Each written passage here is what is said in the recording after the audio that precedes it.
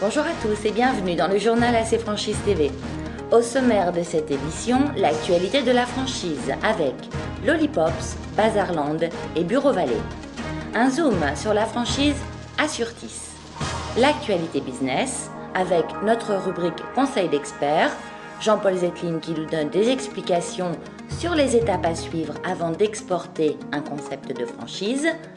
Puis vous découvrirez la nouvelle rubrique de TV Business, le lexique de la franchise en vidéo. Nous terminerons par la devinette d'AC Franchise.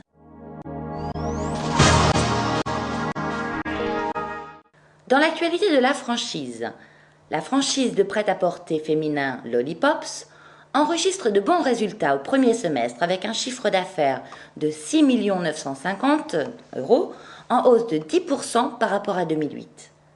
Malgré un ralentissement des ventes sur les mois d'avril et mai, la société finit sa saison d'été sans trop de stock et avec une marge en ligne avec les prévisions. Après Compiègne au printemps 2009, la franchise Lollipops s'apprête à ouvrir un nouveau magasin franchisé à Blois. Pour la rentrée, Bazarland propose plus de 450 références de produits scolaires à très bas prix depuis début août. Bazarland a notamment lancé une gamme importante de produits à prix cassé, qu'il s'agisse de sacs à dos à roulettes à moins de 7 € ou encore d'agendas scolaires à seulement 2,50 €. Avis donc aux retardataires. En 20 ans, Bazarland a su progressivement trouver sa place pour devenir une référence sur le marché des bonnes affaires. Dans un secteur atomisé où le discount côtoie la solderie, il a développé un concept original de bazar moderne qui lui permet d'apporter une réponse adaptée aux attentes des consommateurs, tant en termes de prix que de qualité. Et c'est là la clé de son développement. La franchise Bureau Vallée, spécialisée en fourniture et matériel de bureau, a reçu récemment le prix du distributeur émergent de l'année 2009 lors des European Products Awards 2009, remis par l'Office Product International. Par cette récompense, les professionnels du secteur ont souhaité saluer le dynamisme du réseau Bureau Vallée et sa croissance soutenue depuis plusieurs années. Elle concrétise l'image de Bureau Vallée et son esprit d'innovation auprès de ses différents partenaires dans le secteur de la papeterie. Zoom sur la franchise Assurtis. La franchise Assurtis se positionne comme le premier réseau de franchise spécialisé dans le conseil en assurance et en crédit. Créé en juin 2005, le réseau de courtage Assurtis compte 60 agences en France. Après une formation complète, les franchisés Assurtis deviennent des professionnels expérimentés, capables de répondre aux besoins d'assurance des familles et de leur apporter les meilleures solutions de crédit pour consommer en toute liberté. Le conseiller Assurtis permet d'optimiser la gestion du budget familial avec par exemple des solutions en rachat de prêts et regroupement de crédits. Pour ouvrir une agence Assurtis en franchise, l'apport est de 25 000 € et il n'y a aucun stock à financer. Il permet de travailler deux gammes de produits complémentaires, le crédit et l'assurance. Le franchiseur offre un accompagnement marketing au quotidien avec la mise en œuvre de campagnes locales, régionales et nationales ayant pour objectif d'accompagner le développement du point de vente. Entrepreneur et commerçant dans l'âme, le candidat idéal a la fibre commerciale, ainsi qu'un goût prononcé pour les chiffres. Rendez-vous sur acfranchise.com pour plus de détails sur la franchise Assurtis.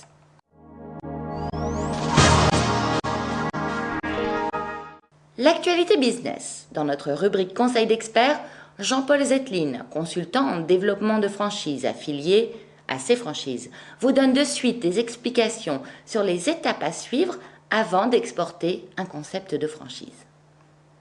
Le panorama général a changé ces dernières années. Avant, la franchise était quand même concentrée sur les pays d'Europe de l'Ouest, les États-Unis, les pays anglo-saxons d'une manière générale. Aujourd'hui, on voit de plus en plus de concepts s'intéresser à une exportation vers ce qu'on appelait les pays de l'Est, enfin les pays de l'ex-bloc communiste. et puis les pays d'Asie. En fait, finalement, la mondialisation a une conséquence sur la franchise, c'est qu'il y a de plus en plus de marchés qui sont ouverts à la franchise et qui sont des marchés considérables. Si on pense à l'ensemble du bloc des pays de l'Est, à l'Inde, à la Chine, ça fait des marchés qui sont même largement supérieurs aux nôtres. Donc effectivement, pour un franchiseur, la question se pose maintenant d'une façon beaucoup plus complexe qu'avant. L'international, avant, c'était peut-être, en franchise, c'était peut-être 20-30 pays. Maintenant, c'est 80-100 pays. Pour un franchiseur français, il serait bon quand même qu'il ait une base nationale solide.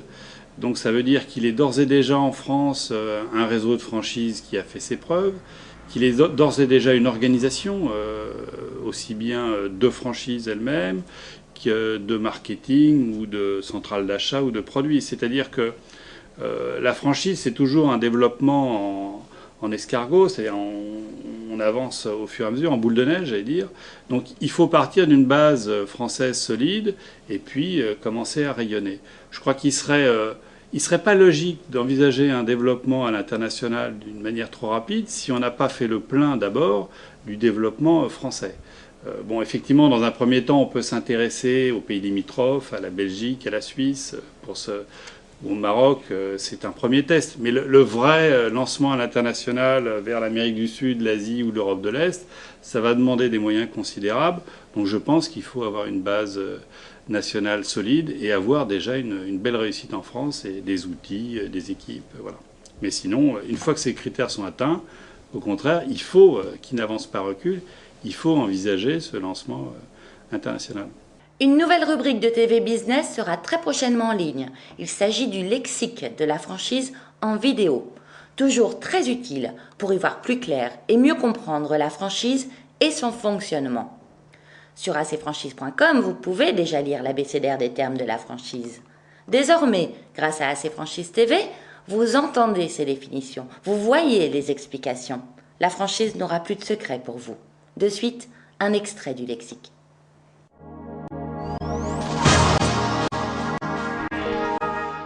La Bible, un drôle de nom. Le principe de la franchise, c'est de reproduire un succès. Pour reproduire un succès, il faut reproduire non seulement ce qui est visible, mais aussi ce qui est invisible, c'est-à-dire le concept, bien entendu, la réflexion marketing qu'il y a derrière, mais aussi le savoir-faire.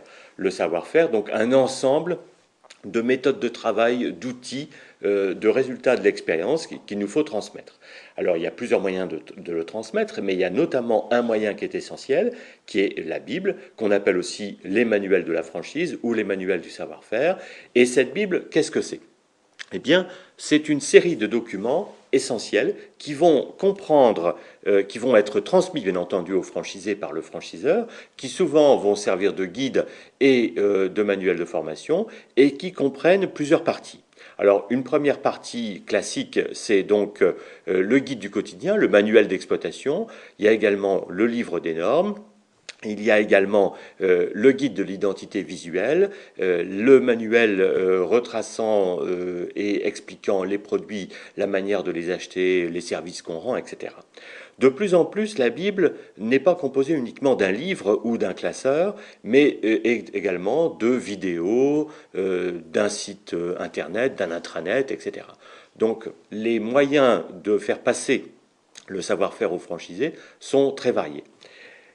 La Bible comprend donc des chapitres comme la présentation du concept, du franchiseur et son réseau, le marché, la situation du réseau sur ce marché, la concurrence quelquefois aussi, comment créer et lancer son unité franchisée, comment s'informer, s'approvisionner, gérer les relations avec les fournisseurs, respecter l'assortiment référencé, comment faire fonctionner la franchise, la gérer, la marchandiser, comment recruter, former, animer, gérer le personnel, et puis également les obligations donc concernant l'image du réseau. La Bible, donc, quelque chose d'absolument essentiel pour réussir et qui doit absolument être remis aux franchisés au moment de la signature. Pour terminer, voici la réponse à notre dernière devinette. C'est le groupe Beau Manoir qui a repris les rênes de Morgane en 2009. Et maintenant, pouvez-vous citer au moins 5 enseignes qui se développent en franchise et dont le nom commence par un B? C'est à vous. À la semaine prochaine pour de nouvelles actualités sur AC Franchise TV.